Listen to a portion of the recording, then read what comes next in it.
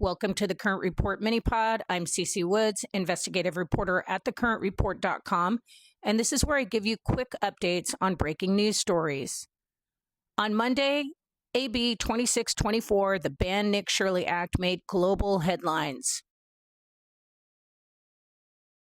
The act is intended to silence investigative journalism, specifically silence those who are exposing billions of dollars in fraud. In order to give you the full picture, I'm going to go back a little and cover a few of the things that I did in part one. In 2018, I met Alex Villanueva. At the time, he was running for sheriff. And it was in the thick of the Malibu Creek State Park shootings, and I had just exposed the 2-year cover-up by the Lost Hill Station. That was my introduction into LA County politics. Alex wins in November, which was the first time in 150-year plus history a new candidate won against an incumbent. Alex takes office in December and opens the Public Corruption Unit. This unit is specifically designed to investigate public corruption, like what we're seeing Nick Shirley do right now. Alex and the Board of Supervisors did not see eye to eye from the second that he took office. And they knew what he was going to do in terms of exposing corruption, or at least they had a really good idea. So 2020, Alex is removed from being the head of emergency operations, and instead they put the county CEO. Now, why would you do that? Especially during a critical time like the pandemic. Of course, there's always reasons behind that. As a matter of fact, shortly thereafter, Sachi Hamai, the CEO at the time, wrote a letter to the board, whining and crying, saying that Alex was harassing her. And 10 days later, without any proof, she was handed a $1.5 million check.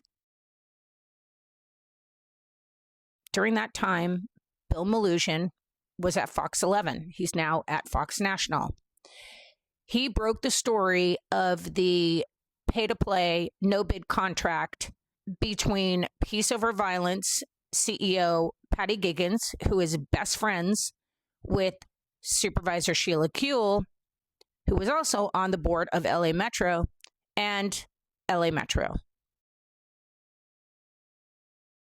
This no-bid pay-to-play contract now is being investigated by the Sheriff's Department's Public Corruption Unit. Alex removes himself from the investigation because the contentious relationship between him and the board. Tim Murakami, the undersheriff, is heading this investigation. Because the Board of Supervisors was just giving Sheriff Villanueva the shaft, and that's putting it lightly, I decided to start the Current Report so that I could start getting stories out there that were the truth and not what mainstream media was putting out. Though I received emails from LA Metro whistleblowers shortly after Bill Malugin's pay-to-play article came out. These whistleblowers were asking me if I would be interested in investigating the corruption under CEO Philip Washington. I said, absolutely. I put out my first article,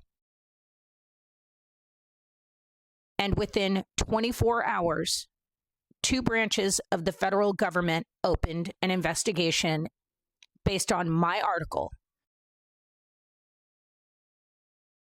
In fact, the federal agent that I talked to initially told me that my article was laid out so perfectly with all of the documents that all he had to do was go to his boss, show him the article, it was all there, and he was able to open up the investigation. The investigation now is on a federal level, and the Sheriff's Department Public Corruption Unit is investigating on a local level. Fast forward 2 years, and Philip Washington has now left LA Metro and gone to Denver International Airport. Keep in mind, this man has zero aviation knowledge.